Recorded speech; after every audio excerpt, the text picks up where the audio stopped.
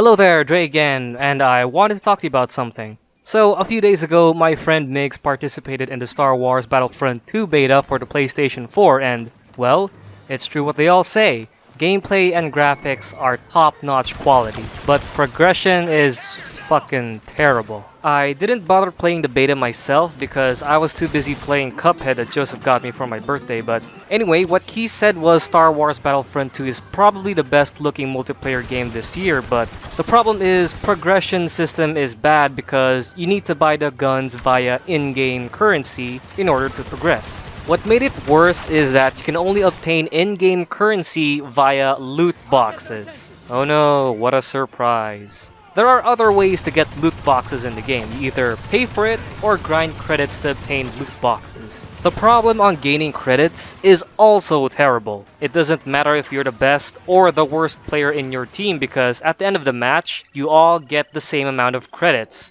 So that means that there are no incentives to get better at the game, and for me that kind of discourages teamwork. If the game doesn't give any motivation or some sort of encouragement to do better in a game, then what's the point in playing, right? You know, it's already bad enough that AAA multiplayer games are slowly implementing gambling, and now they're probably going to ruin a beloved Star Wars game by designing a game that wants to exploit players for more cash. Oh, let's not forget to mention the star cards that may be a pay-to-win model in the game. Star cards can be obtained via loot boxes, and what they essentially do is that they can give you a major boost in combat. I'm totally worried about this because the star cards in the game actually has an impact in gameplay. There are star cards in the game that give you more health, and there are star cards that will give you a major advantage against other players. In short, these star cards are game changers, and that worries me. You would usually see some pay-to-win items in free-to-play mobile games, but the thing is,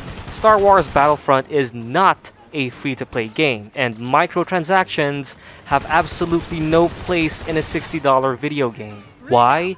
Because I already paid full price and I expect every last bit of content that I paid for should be in that product. I don't want to pay extra cash for an in-game item that can only be unlocked by buying loot boxes. The fact that publishers are trying to milk consumers for cash is just unacceptable, inexcusable, anti-consumer, and unethical. The way how I see this, it's slowly becoming a crime that's legal and not enough people are taking a stand on this. You know, I really miss the days when you have to get better at a game and unlock in-game items, not buy fucking loot boxes and shit.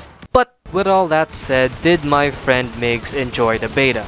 Well, yes. He did say the beta was fun and enjoyable. The only main gripes he has with the game is the bad progression system and the loot boxes. Oh, and he also mentioned that what bugged him are the birds coming out of the ground sometimes. Anyway, Migs gave it a score of a generous 7 out of 10.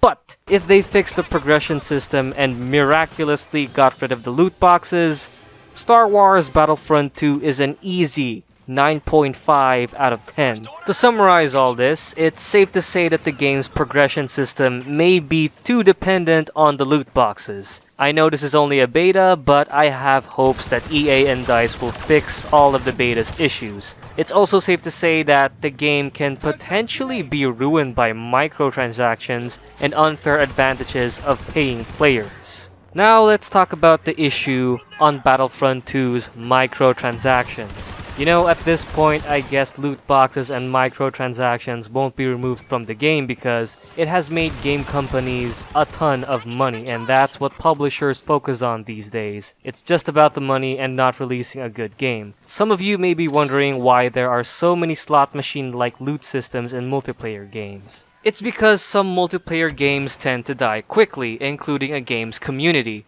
They incorporate these things to make a quick buck and exploit money from some people's addiction, like gambling for example. And honestly, that's what loot systems are in games nowadays. Just slot machines with no guarantee of getting good loot. So you spend a ton of money to get what you want. It's just gambling with extra steps. Short and simple. Since there is no law regulating this, even kids and teenagers are exposed to this type of gambling. Oh, let's not forget this game isn't even a rated M game. It's a rated T for teen game, so it means a lot more kids will be exposed to the loot box gambling system.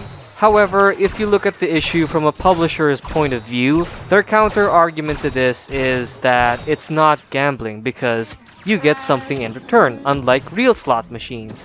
Which is true, but you see, this loot box system is considered a compulsion loop to keep players interested in a game, and such compulsion loops can lead towards gambling addiction. Sure, you are getting something in return, but it's not what the player wants. So what the average gamer would tend to do is spend more money until the player gets what he or she wants, and there has been confirmed reports of other players spending over thousands of dollars just to get the item they want. This is due to the use of variable rate reinforcement schedule that is implemented in today's video games. Now, I did some research on this, and this variable ratio schedule has ties to gambling. This is also how slot machines randomizes its prizes. How this works is players have no way of knowing how many times they have to play before they win. All they know is that eventually a play will win. This is why slot machines are very effective and players are often reluctant to quit. There is always the possibility that the next coin they put in will be the winning one, just like how players spend money on loot boxes. This is why slot machines and the loot box system in Star Wars Battlefront II are basically the same thing. The only main difference between slot machines and loot boxes is that loot boxes do get you something, but not the item you want, and there is no guarantee of getting it unless you spend more money. Slot machines, however, are designed to take away your money and have a very high chance of giving you nothing in return. I am aware that the loot boxes in Star Wars Battlefront 2 can be obtained for free, but it will take one hell of a grind to obtain loot boxes. A lot of gamers are pissed off about this, including myself. The best thing we can do as players is to not give into this unethical business practice. The only way for them to stop implementing loot boxes in our beloved video games is to simply not buy any of it. As long as players keep buying these things, more and more we will see random loot systems in our video games. Because people buy microtransactions, even single-player games like the recently released Middle-earth Shadow of War has randomized loot systems now. God, I wonder what's next. Loot boxes for Keyblades in Kingdom Hearts 3? Shit, I hope I didn't give Square Enix any funny ideas. Okay, that pretty much wraps about what I have to say about the current state of Star Wars Battlefront 2.